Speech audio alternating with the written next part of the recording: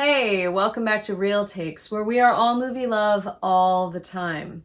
I'm Ann Stott, and tonight we are shining some movie love on the 1945 film Brief Encounter, written by Noel Coward, directed by David Lean, and starring Celia Johnson, Trevor Howard, Stanley Holloway, and Joyce Carey.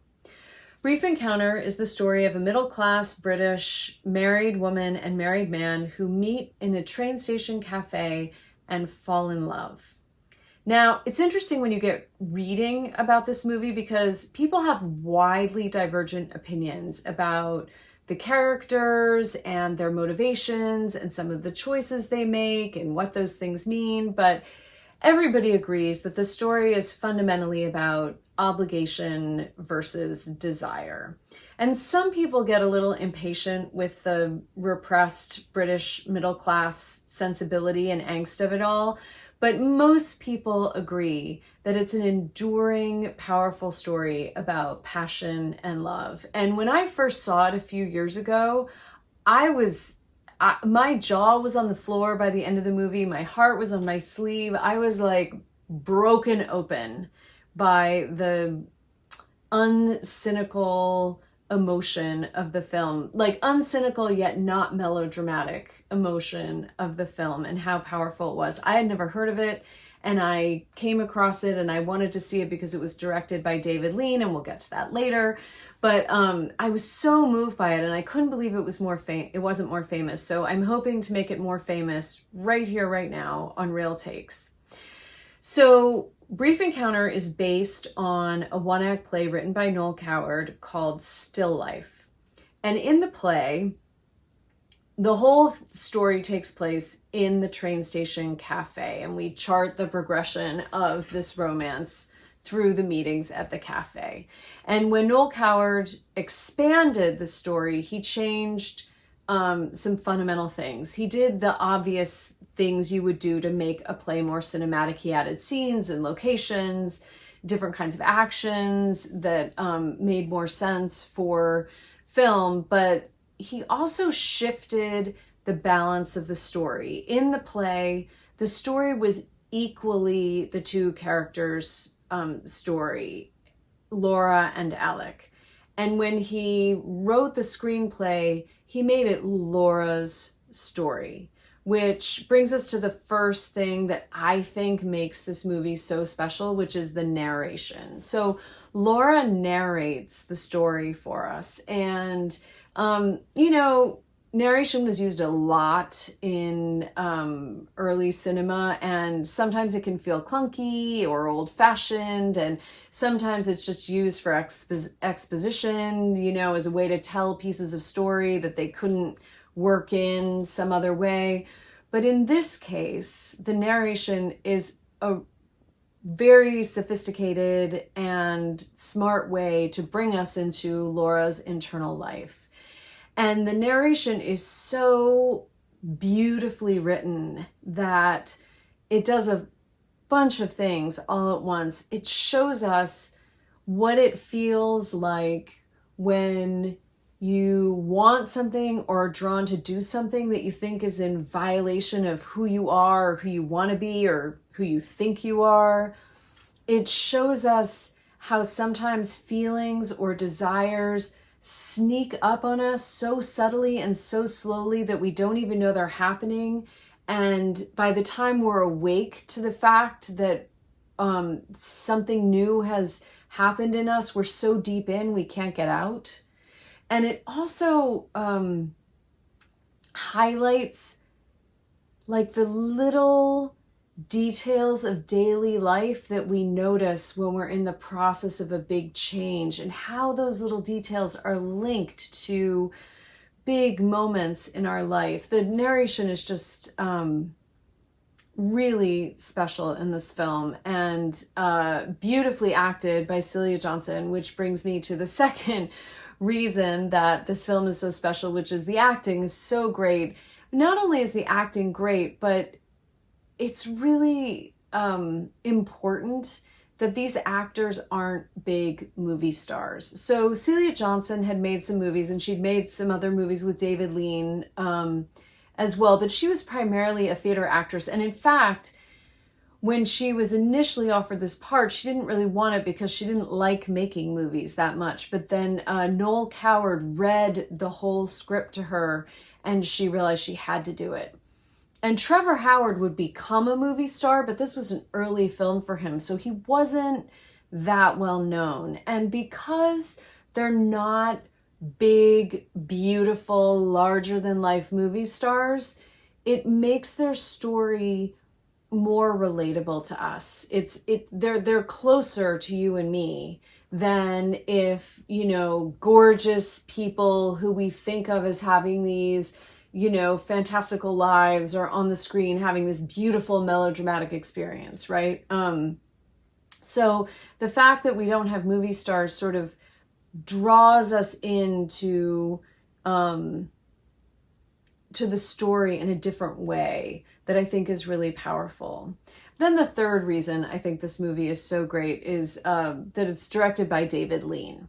So this was the fourth film that David Lean made with Noel Coward. And in fact, Noel Coward had tapped him to direct a script of his, which is how he started directing. So they'd been working together quite a bit. But what's interesting is that David Lean would go on to direct many very important, famous films. After he did these four films with Noel Coward, he did two Charles Dickens adaptations. He did Oliver Twist and Great Expectations. But then, most famously, he went on to direct Bridge on the River Kwai, Lawrence of Arabia, and Dr. Zhivago. I mean, Lawrence of Arabia is, you know, often considered one of the best movies ever made.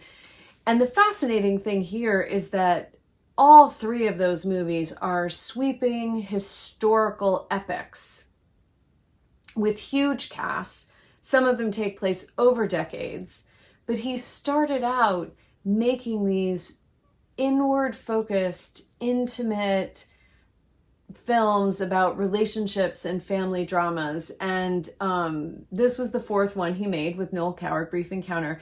And many people feel that this is where he really came into his own as a director. And the film is shot in black and white, and it looks gorgeous. The train station is its own character, obviously, with all the metaphors of connection and missed connection and time moving forward, whether we want it to or not, and all of that. And the trains come and go with the smoke and the steam and the wind. And it's an incredible character in the film. But the film is shot with almost a noir-like feeling to it. A lot of it happens at night. And there's something about the black and white, the sort of noir-like angles and elements that really highlights and pushes on, you know, the yearning that Laura and Alec have for each other and the internal conflict that they're in, and also how sort of dangerous this experience is for Laura in particular. I mean, it's hard for us in 2021 to realize, you know, what it would mean for her to be exposed in this situation in 1945. But there's something about the cinematography that really pushes home, you know, that this is way outside anything she thought she would ever do. And she's on thin ice in her own internal world. And we get that through the cinematography as well as her acting, of course. So it's a really, really beautiful film. I hope you watch it. A few interesting tidbits. So Stanley Holloway plays the station master in the train station, and he and Joyce Carey, who plays the manager of the cafe where they meet in the train station, they're in their own flirtation, which provides a sort of comic relief to the intensity of the emotion happening between our main characters, Laura and Alec. But people also say it's sort of a highlights a class difference too, in that they're much more openly flirtatious with each other. But I find it interesting when I watch it to note that they're in their own dance too of what's appropriate and what's inappropriate, and especially Joyce Carey's character is negotiating what she's going to let him do or not do or say or not say to her. So it's an interesting mirror to what's going on with our main characters. But Stanley Holloway, who plays the station master, would seal his fate in cinema by playing Eliza Doolittle's father in My Fair Lady some 19 years later, in 1964. So look for him. And then it was lovely for me to learn that Robert Altman, one of my favorite directors, saw this early in his life. I don't know if he was in his teens or his 20s. And his wife, Catherine, has spoken movingly about what a deep impact this film had on him. He said he went to the theater. He didn't know what he was seeing. He sort of thought at the beginning, why do I even care about these people? And then within 20 minutes, he was crying. And in one article I read, it said that this film was a big part of him deciding to become a filmmaker. So that's special. So anyway, Brief Encounter will touch your heart, I promise. Please watch it. Let me know what you think about it in the comments, and I will see you next Wednesday. Thanks for watching Real. Wait. Don't go.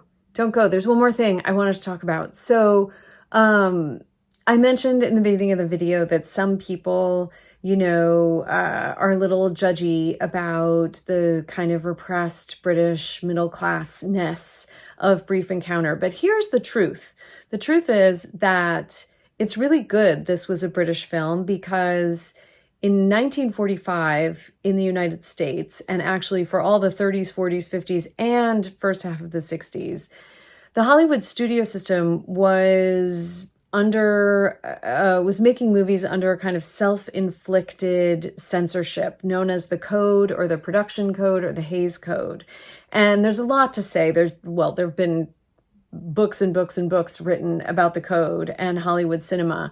And I'll get into it more in the series as we move forward. But the thing to know now is that the Code meant that no Hollywood studio film could have a character benefit from immoral or illegal behavior. So any character that committed any kind of illegal act or immoral act had to suffer or be punished, and they had to be represented as very bad. They had to be judged profoundly within the context of the film. And so if Brief Encounter had been made in the US, it would have been a very different movie. And the fact that it's such a sympathetic, non-judgmental portrait of what it is to want to have an affair when you're married is precisely because it came from Britain. And so even though there is this element of repressed British culture, the truth is it's a much more nuanced, adult portrait of this issue than anything American movies was taking on at that time, which is part of why it became sort of a sensation in the US. And Celia Johnson was nominated for an Oscar, and there were British actors getting nominated for Oscars regularly, but most of them were much bigger stars by the time they got nominated. And she was not a US star, and she got nominated for this performance. So the truth is, yes, it's very British and conventional in some ways, but it's also very radical for its time in terms of the level of human emotion it's portraying and also not judging. So just a little extra tidbit about Brief Encounter and its historical context. Okay, go watch the movie. Bye. Thanks for watching Real Takes. Hit the subscribe button below so the algorithms will tell you when new episodes are out. And if you want to support Real Takes, please visit my Patreon page where you can join at any tier from $2 to $100 per thing I make. The $15 tier is specifically about supporting Real Takes, and you'll get behind the scenes information and be thanked in future videos. See you next Wednesday.